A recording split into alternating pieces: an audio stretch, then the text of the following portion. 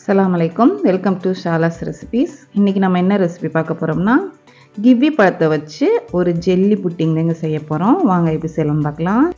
ஒரு பேனில் 1.5 கப் பால் சேர்த்துக்கோங்க. சுகர் 1/4 கப் சேர்த்துக்கலாம். நல்லா கொதிக்கட்டும், மிக்ஸ் பண்ணிக்கோங்க. ரொம்ப இஃப்தாருக்கு ஏற்ற ரெசிபிங்க இது. உடம்புக்கு ரொம்ப நல்லது. சுகர் நல்லா கரைஞ்சிருச்சு. இப்போ அகர் 5 கிராம் நான் ஒரு 5 நிமிஷம் ஊற வச்சு வச்சுருந்தேன். அதையும் சேர்த்துக்கலாம். நம்ம ஊற வச்சு சேர்க்கையில் சீக்கிரம் கரைஞ்சிரும், அதுக்காக தான் ஊற வச்சு சேர்க்குறது. இதில் கொஞ்சமாக வெண்ணிலா எக்ஸ்ட்ரா ஊற்றிக்கங்க, கொஞ்சம் நல்லா இருக்கும் டேஸ்ட்டு. இப்போ கம்ப்ளீட்டாக நமக்கு அகர் கரைஞ்சிருச்சு. இறக்கி ஒரு பேனில் மாற்றிடலாம்.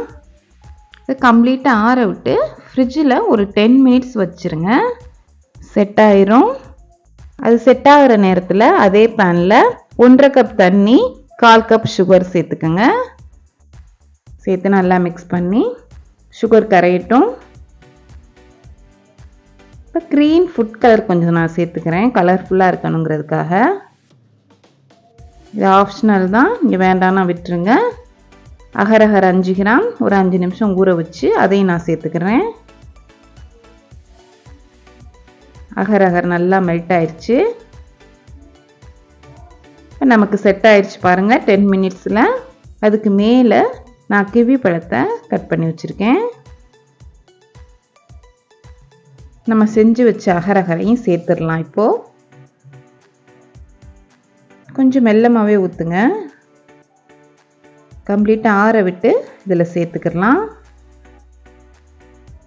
மறுபடியும் ஒரு 10 மினிட்ஸ் ஃப்ரிட்ஜில் வச்சு எடுத்திங்கன்னா நல்லா செட் ஆயிரும். பாருங்கள் எவ்வளோ கலர்ஃபுல்லாக, பார்க்கவே சூப்பராக இருக்குது. நம்மளுடைய டேஸ்டியான கிவி ஜெல்லி புட்டிங் சூப்பராக தயாராகிடுச்சு.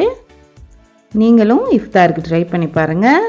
ரொம்ப ஹெல்த்தியான ரெசிபி, உடம்பு ஹீட்டுக்கு ரொம்ப நல்லது, சாப்பிட்றதுக்கும் நல்லா டேஸ்ட்டாக இருக்கும். நெக்ஸ்ட் வீடியோவில் பார்ப்போம். தேங்க்ஸ் ஃபார் வாட்சிங். பாய்.